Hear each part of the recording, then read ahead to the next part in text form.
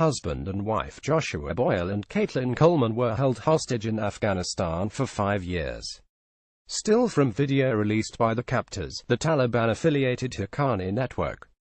Pascal Hughes 24 hours Saturday, October 14, 2017. A Canadian man held hostage in Afghanistan has said his captors murdered his infant daughter and raped his wife. Joshua Boyle spoke of the group's stupidity and evil after landing in Canada on Friday with his American wife Caitlin Coleman and the 3 children. They had been in captivity for almost 5 years after they were kidnapped while reportedly backpacking in a Taliban-controlled region. Mr. Boyle said that he and his wife was heavily pregnant at the time, had been trying to deliver aid to villages in an area where no NGO, no aid worker, and no government had been able to reach when they were kidnapped. Returned to Canada on Friday, they arrived at Toronto's Pearson International Airport with 3 children, all born in captivity. The youngest child is understood to be in poor health. "I escaped the Taliban. Help me protect Hazara victims of ISIS." Speaking to reporters, Mr. Boyle indicated they had had a 4th child, a girl, who had been killed by the captors, the Taliban-allied Haqqani network. He also said the captors had raped his wife, who was not at the news conference, in retaliation for a repeated refusal to accept an offer made to him by the network.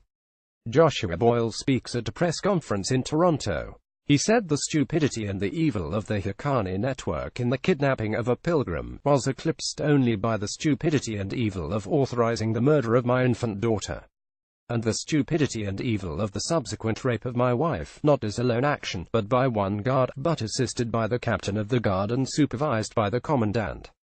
Haqqani network. Mr. Boyle said the Taliban, whom he referred to by their official name, the Islamic Emirate of Afghanistan, had carried out an investigation last year and found the Haqqani network was responsible for the crimes against his family.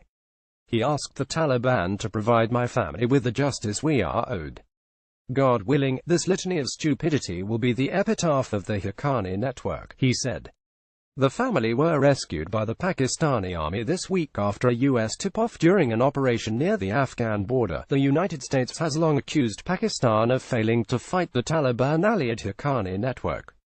Trip to Afghanistan unconscionable. Mr. Boyle said the family hopes to put the terrible ordeal behind them and build a secure sanctuary for our 3 surviving children to call a home.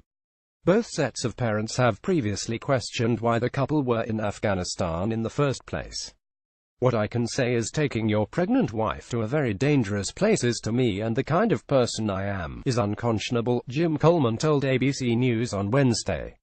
"I can't imagine doing that myself. But I think that's all I want to say about that." Earlier, Mr. Boyle had been a spokesman for Omar Khadr, a Canadian held for 10 years at Guantanamo Bay after being captured as a teenager during a firefight at an al-Qaeda compound in Afghanistan, leading to a short marriage with Zainab Khadr, Omar's sister.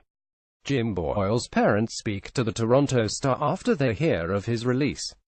The Canadian government said in a statement they will continue to support him and his family now that they have returned. "Today, we join the Boyle family in rejoicing over the long-awaited return to Canada of the loved ones," the Canadian government said. Pakistan's Foreign Ministry spokesman, Nafeez Zakaria, said the Pakistani raid that led to the family's rescue was based on a tip from U.S. intelligence and shows that Pakistan will act against a common enemy when Washington shares information. President Donald Trump, who previously had warned Pakistan to stop harboring militants, praised Pakistan for its cooperation on many fronts. On Twitter, he wrote on Friday that the U.S. is starting to develop a much better relationship with Pakistan and its leaders. Additional reporting by FP. In news http://cnews.co.uk